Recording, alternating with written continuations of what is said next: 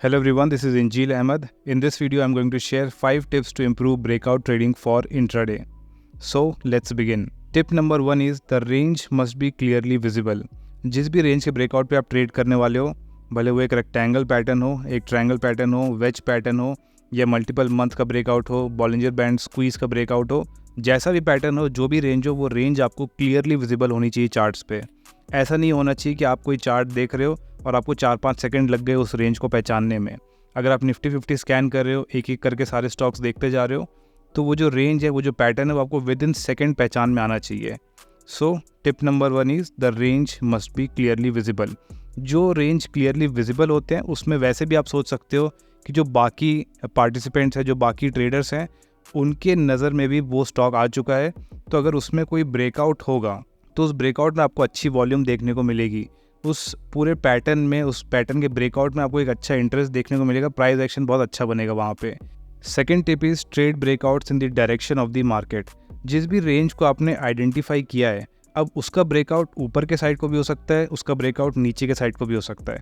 तो हमेशा ट्रेड लेने से पहले ये चीज़ चेक कर लीजिए कि अब तक का ट्रेंड उसमें क्या रहा है।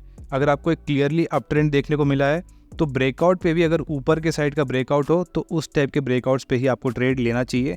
नीचे के साइड अगर कोई ब्रेकडाउन हो रहा है तो उसको आप अवॉइड कर सकते हो। So always trade in the direction of the overall market. और अगर हम रिवर्सल ट्रेड्स की बात करें तो हमें रिवर्सल ट्रेड्स तभी लेना है जब ब्रेकडाउन होने के बाद एक लोअर लो फॉर्मेशन हो जाए, तब जाके ही हमारा जो रिवर्सल है, जो ट्रेंड का चेंज होना है, वो कंफर्म होता है। उसके पहले जो भी नीचे के साइड के ब्रेकडाउन्स होते हैं उनमें चांसेस बहुत हाई होता है कि ब्रेकडाउन होगा, फिर एक दूसरे सपोर्ट से मार्केट वापस ऊपर चला जाएगा। Tip number 3 is avoid breakout trading in case there are multiple nearby resistance. Let's say कि आपने रेंज आइडेंटिफाई कर ली, उसमें एक ब्रेकआउट आ गया, आपने पुल बैक का वेट किया, पुल बैक के बाद आपकी एंट्री होने वाली है और आपने पहले का ट्रेंड भी चेक कर लिया, लेट्स से वो अप ट्रेंड है। बट अगर आप अपने लेफ्ट हैंड साइड में देखोगे और अगर आपको दिख रहा है कि नियर बाय रेजिस्टेंस है आसपास, कहीं से शार्प रिवर्सल आया हो इस टाइप से, या फिर कहीं पे मार्केट कुछ टाइम अटका रहा हो, दोनों केस में आप इस टाइप के जो एरियाज़ होते हैं उनको आप प्लॉट कर लो। और प्लॉट करने के बाद अगर आपको ये दिखे कि जहाँ आपकी एंट्री होने वाली है और जहाँ आप स्टॉप लॉस रख रहे हो, लेट्स से ये आपका रिस्क है, तो रिस्क के कंपैरिजन में जो अगला रेजिस्टेंस है वो अगर 1:2 से कम डिस्टेंस पे है, बहुत पास में है, तो इस टाइप के ट्रेड्स आपको टोटली अवॉइड करने चाहिए। एटलीस्ट 1:2 का डिस्टेंस उसमें होना चाहिए। अगर वो डिस्टेंस नहीं है तो इस ट्रेड को लेने का कोई वर्थ नहीं बनता, क्योंकि अगर यहाँ पे कोई ब्रेकआउट हुआ, मार्केट यहाँ पे तुरंत आपकी एंट्री के बाद अटक सकता है। हो सकता है कि आपके स्टॉप लॉस को हिट करके ऊपर जाए या फिर वहीं से कोई रिवर्सल शो कर दे। Now tip number 4 is trail your stop loss to lock in profits and maximise your profits. तो अब तक जो हमने देखा वो हमने देखा कि किस किस केस में अवॉइड करना है या फिर किस टाइप के ट्रेड्स आप ले सकते हो। बट लेट्स से आपकी एंट्री हो चुकी है, अब होने के बाद क्या करना है?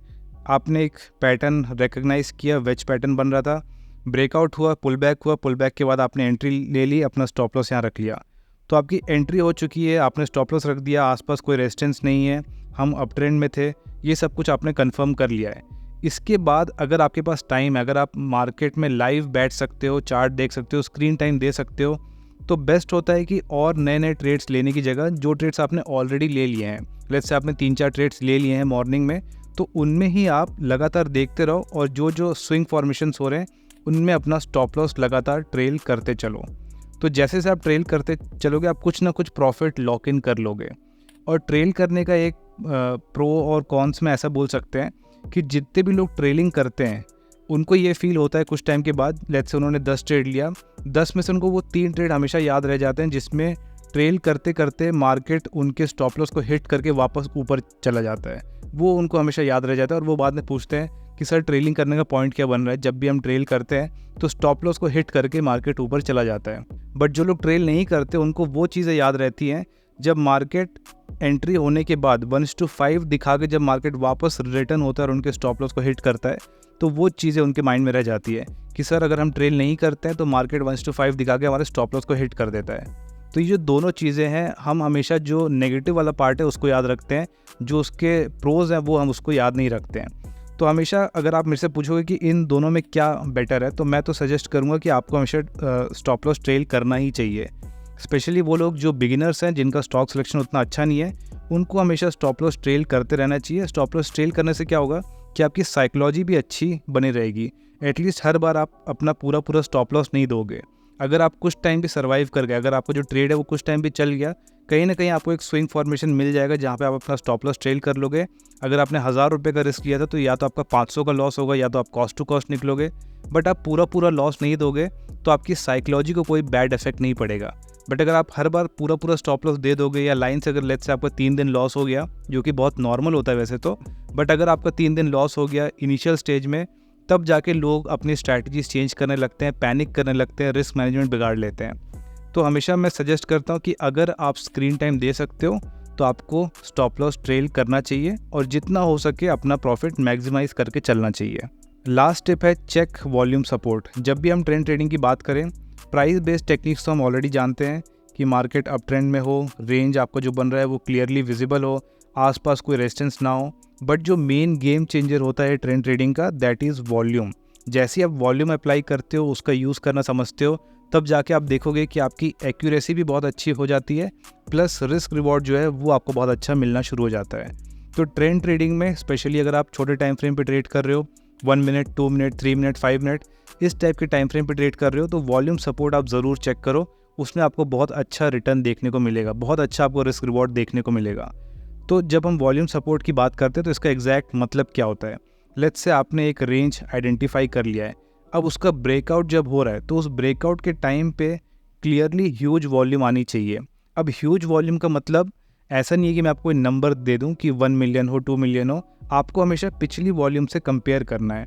जो इस रेंज के टाइम पे वॉल्यूम थी, या आप चाहो तो पिछले दिन की वॉल्यूम भी देख सकते हो, इस पूरे टाइम पे जो वॉल्यूम बन रही है उसका जो एवरेज है उससे एक्सेप्शनली हाई वॉल्यूम आपको देखने को मिलना चाहिए।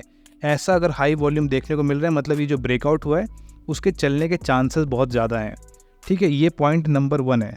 तो ब्रेकआउट के टाइम पे अच्छी वॉल्यूम आए ये बहुत नेसेसरी है, बट सिर्फ इससे हम सोच नहीं सकते कि ये ट्रेंड चल जाएगा, क्योंकि अगर ब्रेकआउट के टाइम पे ज़्यादा वॉल्यूम आई है, ये क्लियरली ये शो कर रहा है कि बहुत सारे नए ट्रेडर्स यहाँ पे एंट्री लिए हैं और बहुत सारे लोगों के स्टॉप लॉस भी हिट हुए हैं। तो दोनों चीज़ का कॉम्बिनेशन आपको यहाँ पे हाई वॉल्यूम की तरह देखने को मिल रहा है। बट अगर इस टाइप के ब्रेकआउट में ही ज़रा भी कुछ रिवर्सल आया, मार्केट अगर वापस यहाँ तक भी आ गया, तो ये सेम ट्रेडर्स जो अभी एंट्री लिए हैं वो ही पैनिक करने लग जाएंगे और इसमें आपको एक बड़ा रिवर्सल देखने को मिलेगा। तो जब भी हम वॉल्यूम की बात करते हैं तो सिर्फ ब्रेकआउट के टाइम पे वॉल्यूम आए उसकी बात नहीं कर रहे हैं। ब्रेकआउट के बाद जब पुल बैक हो रहा है उसके बाद जो कंटिन्यूशन हो रहा है, लगातार आपको वॉल्यूम सपोर्ट देखने को मिलना चाहिए। तो आपके एंट्री के बाद आपको ये देखना है कि अब तक जो कैंडल्स बनी है उसमें लगातार वॉल्यूम है कि नहीं, और उसके बाद भी लेट्स से मार्केट आगे कंटिन्यू हो रहा है और आप अपना स्टॉप लॉस ट्रेल कर रहे हो, तो जब तक वॉल्यूम सपोर्ट साथ में बना हुआ है आप बहुत कॉन्फिडेंट फील करोगे कि ये ट्रेड अच्छा चल सकता है। जैसे जैसे वॉल्यूम में ड्रॉप आने लग जाएगा आप समझ जाओगे कि अब इसमें वीकनेस आ रही है। अगर अब तक आपने ट्रेल नहीं किया तो तब तो आपको ज़रूर ट्रेल कर लेना है। तो वॉल्यूम का यूज़ हमें फ्यूल की तरह करना है कि जो भी आप ट्रेंड देख रहे हो, जो भी जिस भी डायरेक्शन का मूव आ रहा है, उस डायरेक्शन का मूव में कितनी दम है, वो उसमें कितनी स्ट्रेंथ है, तो उसमें कितनी फ्यूल है, वो हम वॉल्यूम के थ्रू देखते हैं। तो वॉल्यूम आप जैसी ऐड करोगे आपकी ट्रेंड ट्रेडिंग में एक मेजर चेंज देखने को मिलेगा। So these were the 5 tips for breakout trading. जब भी आप नेक्स्ट टाइम ब्रेकआउट ट्रेडिंग करो इन टिप्स को ध्यान में रखना। सब कुछ एक साथ अप्लाई करने की ज़रूरत नहीं है, एक एक करके अपने एनालिसिस में ऐड करते जाओ। काफ़ी सिंपल टिप्स है, जैसे जैसे आप प्रैक्टिस करोगे आपको ये बहुत सिंपल फील होने लग जाएगा। नाउ सिंस आपने ये वीडियो पूरा एंड तक देखा है, I have one more bonus tip for you. Final tip is always remember trading is a game of probability not analysis. इस पॉइंट को अपने माइंड से कभी जाने मत देना। हमेशा आपको ध्यान में होना चाहिए कि ट्रेडिंग एंड ऑफ डे एक मैथमेटिकल गेम है। It's about probability, chances. आप कितनी भी अच्छी एनालिसिस कर लो, कोई भी सेटअप फॉलो कर लो, कितना भी बैक टेस्ट कर लो, किसी भी दूसरे एनालिस्ट की बात सुन लो, कभी भी अपने अंदर वो बायस मत लाना कि आप ऐसे सोचने लग जाओ कि अच्छा इतनी अच्छी एनालिसिस की गई है तो ये ट्रेड तो पक्का अच्छा चलेगा।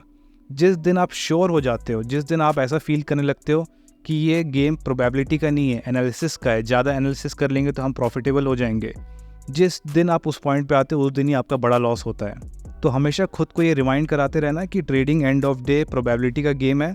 No matter how good the setup is, always follow risk management. कितना भी अच्छा सेटअप मिल जाए आपको, रिस्क मैनेजमेंट कभी मत छोड़ना।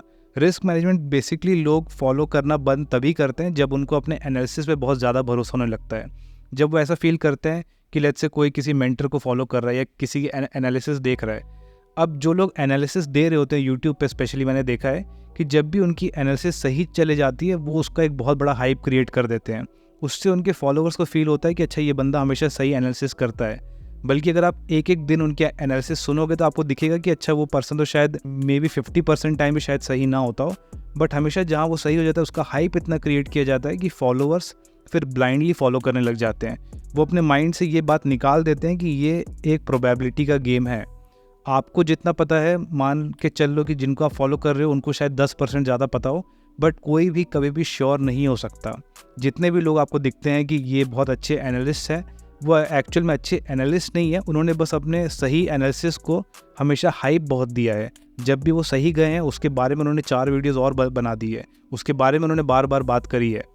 तो आप जो एनालिसिस करते हो, जो भी आप कहीं से और देखते हो, सुनते हो, सेटअप फॉलो करते हो, एंड ऑफ डे याद रखना कि ये एक प्रोबेबिलिटी का गेम है। अपना रिस्क मैनेजमेंट कभी नहीं छोड़ना है। So always choose high risk reward trades to stay on the right side of the probability. अगर आप इसको मैथमेटिकल वे में देखोगे तो आप ये समझोगे कि जब तक आप हाई रिस्क रिवॉर्ड वाले ट्रेड्स ले रहे हो, अगर आपकी एनालिसिस गलत भी जाती है या मान लो आपकी एक्यूरेसी कम भी है, तो भी आप end of month, end of year profitable रहोगे। लेट्स से आप मान के चलते हो कि आप 50% भी एक्यूरेट नहीं हो पा रहे हो, बट ये मेक श्योर करते हो कि जिस भी अपॉर्चुनिटी पर ट्रेड करते हो वो एटलीस्ट 1:2, 1:3 के आसपास तो आपको देती हैं। तो उस टाइप की अगर आप अपॉर्चुनिटीज़ में ट्रेड करोगे तो आप 40% एक्यूरेसी के साथ भी प्रॉफिटेबल हो जाओगे। सो इस टिप को हमेशा याद रखना। हमारी एनालिसिस एक तरफ है, बट ये माइंडसेट रखना कि ये गेम ऑफ प्रोबेबिलिटी है, ये रखना बहुत इंपॉर्टेंट है। So that was it. I hope you find this video informative, and as always thanks for watching.